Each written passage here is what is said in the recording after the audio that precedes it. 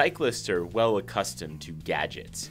For years, they've been adding speedometers, lights, you name it.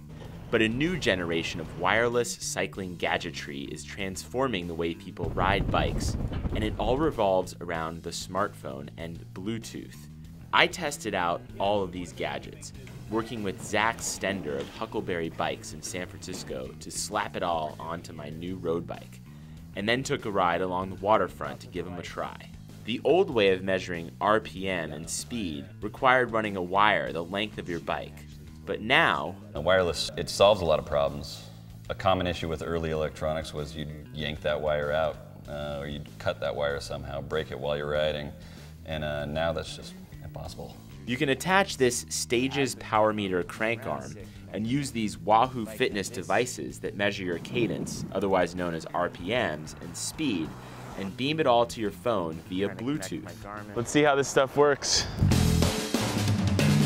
The Strava app uses the phone's GPS to plot your entire ride. Strava can tell you how many miles you did, how fast you rode, and can even estimate your power output based on your weight and the slope of the road. It can allow me to virtually compete against other athletes who have uploaded their own rides.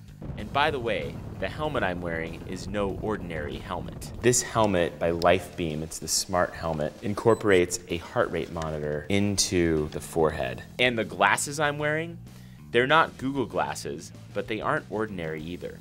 They have a headset made by 4i called the Climb that works in conjunction with a heart rate monitor that straps to your chest. It's got these little LEDs, and it will tell you where you are in your heart rate zone visually. Garmin's new Edge 1000 bike computer is a powerhouse of a device, giving turn-by-turn directions on my ride. Wahoo's fitness computer gives you info on a smaller screen. So I've actually got 6 measurements going right now.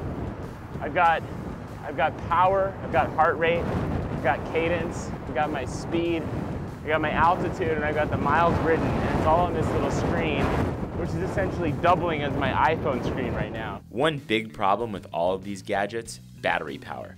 This stuff drains your phone.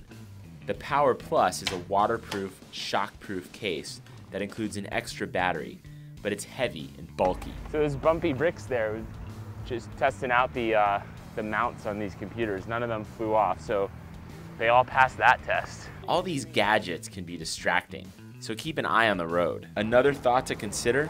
Part of using all this technology is learning how to translate all these numbers into useful information. This is the nice part about having this information, because this is always kind of a demoralizing part of a bike ride.